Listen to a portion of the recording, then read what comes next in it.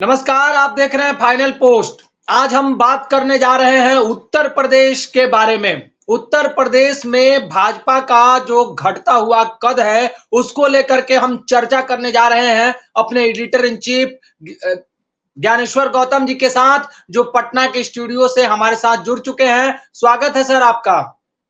धन्यवाद सर, उत्तर प्रदेश में जो कसमकस की स्थिति बनी हुई है भाजपा के बीच में, और 33 सीटों पर जिस तरह से इस लोकसभा चुनाव में हार का सामना करना पड़ा है, तो आगे भी क्या यही स्थिति रहेगी? भाजपा का जो घटता हुआ कद है, इसका आगे भी कुछ साइड इफेक्ट आपको दिखते हुए नजर आ रहा है? देखिए पुरुषोत्तम, बहुत अच्छा टॉपिक आपने उठाया है। और मैं आपको बताऊं पुरुषोत्तम की योगी आदित्यनाथ का जो बढ़ता हुआ कद है जी, इस बढ़ते हुए कद से भारतीय जनता पार्टी में जो कोई एक लॉबी है, जो लॉबी पूरा का पूरा कंट्रोल करके रखा है, जिसको आप गुजरात लॉबी कह सकते हैं, तो गुजरात लॉबी में बड़ी जबरदस्त बेचैनी है। और जो स्थिति पैदा हुई उत्तर प्रदेश में, उसमें योगी का कोई दोष नहीं है। दोष ये है कि देखिए, बातें आज की तारीख में कोई छुपती नहीं है।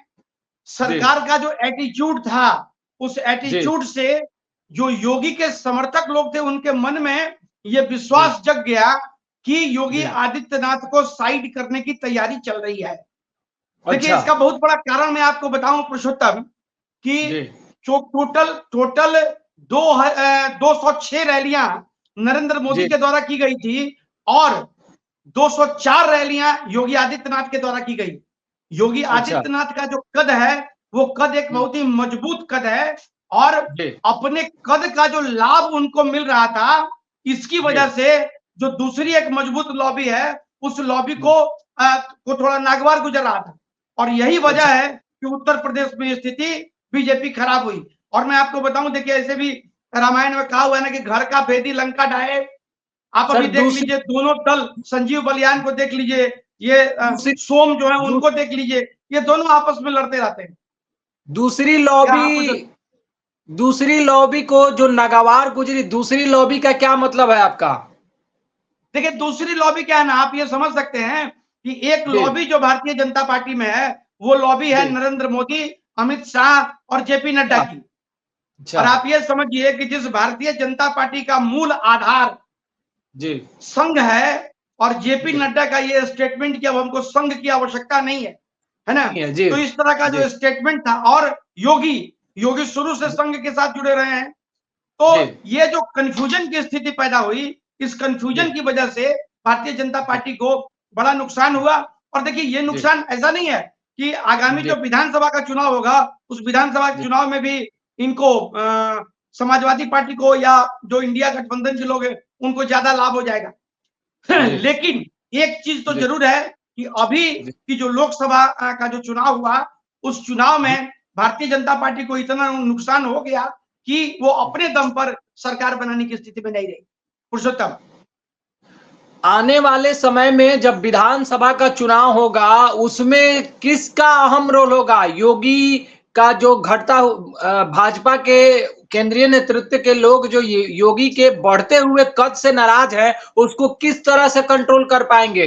देखिए, एक बात आपको बताएं कि योगी को अगर अकेला छोड़ दिया जाए, जैसे अभी कुछ विश्वस्त सूत्रों से जो सूचनाएं आ रही हैं कि 56 उम्मीदवार ऐसे थे जिन उम्मीदवार का टिकट बदल दिया गया पिछले लोकसभा चुनाव में, जिन उम्मीदवार के ऊपर योगी की मोहर लगी हुई थी। तो योगी को कमजोर करने की एक साजिश जो है, वो साजिश भारतीय जनता पार्टी में चल रही थी। लेकिन यदि योगी को डिस्टर्ब नहीं किया गया, तो योगी अपने बूते पर प्रचंड बहुमत के साथ अपनी सरकार बना सकते हैं। दूसरी एक बात आपको और बता दें पुरुषोत्तम, आपने देखा होगा कि अरविंद केजरीवाल ने जेल से निकलते हुए एक बड़ा बयान दिया था, और अरविंद केजरीवाल का बयान यही था कि योगी के कद को कमजोर करना है, और जो भारतीय जनता पार्टी का काम करने का जो तरीका था इन 10 वर्षों में जो हुआ, आप नोट कर लीजिए कि जिस तरीके से भारतीय जनता पार्टी ने शीर्ष नेतृत्व में बाकी जो भी लोग थे, उन लोगों के कद को कमजोर किया।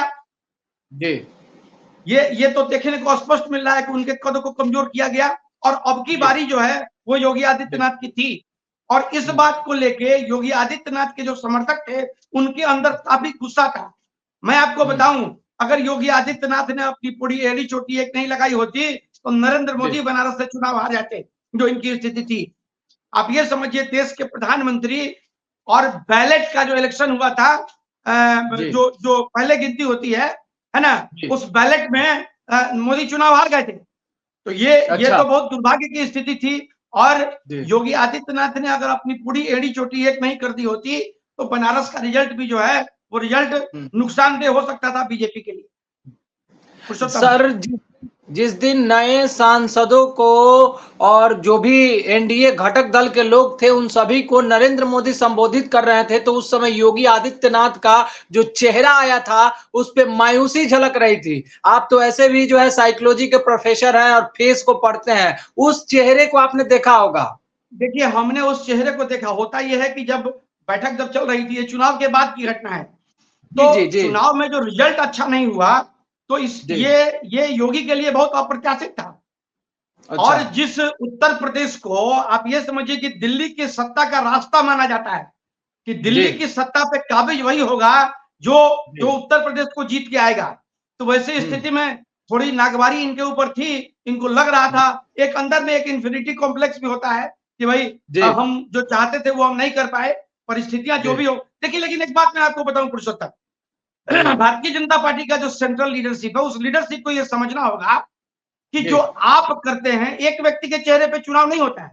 आज की तारीख में मैं आपको बता दूं कि देश के जो प्रधानमंत्री हैं हमारे नरेंद्र मोदी जी, वो अब उतने प्रासंगिक नहीं रहे, वो उनकी लोकप्रियता उस लेवल पे नहीं रही।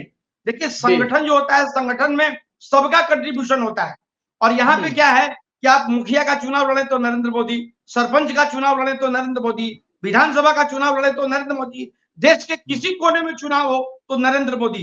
तो एक चेहरा जो है वो एक चेहरा दिखते दिखते मोनोटोनस हो गया, और इसका लाभ, इसका नुकसान बीजेपी को हुआ। और ये एक बहुत बड़ी वजह थी कि बीजेपी को एब्सोल्यूट मेजॉरिटी नहीं मिल पाई। अंतिम सवाल सर आपसे, आरएसएस के साथ जो इंटरनल कॉन्फ्लिक्ट की बात आ रही है, उसको डैमेज कंट्रोल कैसे किया जाएगा? देखिए, उसको डैमेज कंट्रोल करने के लिए नरेंद्र मोदी को अपने एटीट्यूड में बदलाव लाना होगा।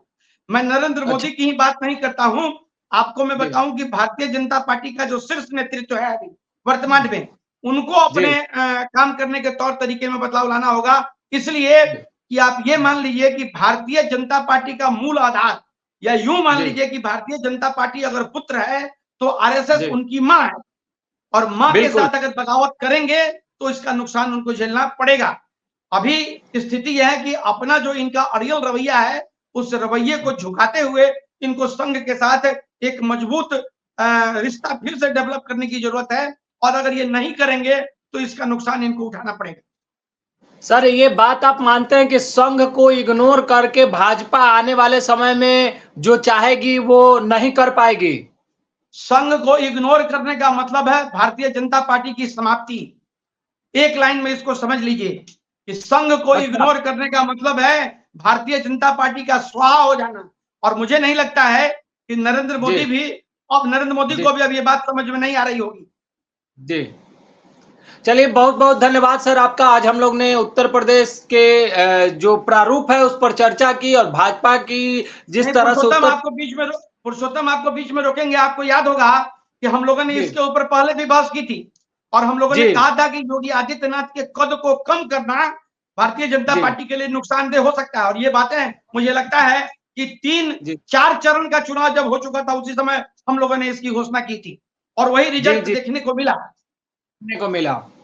हाँ पुरुषोत्तम, चलिए सर, बहुत बहुत धन्यवाद। अब तो आने वाले समय में उत्तर प्रदेश में विधानसभा चुनाव जो होंगे उसमें देखना बड़ा दिलचस्प होगा कि योगी का कद फिर से बरकरार होता है, बढ़ता है, या फिर उस चुनाव में भी उनको डैमेज करने की एक कूटनीति अपनाई जाती है। तो ये देखना बड़ा दिलचस्प होगा।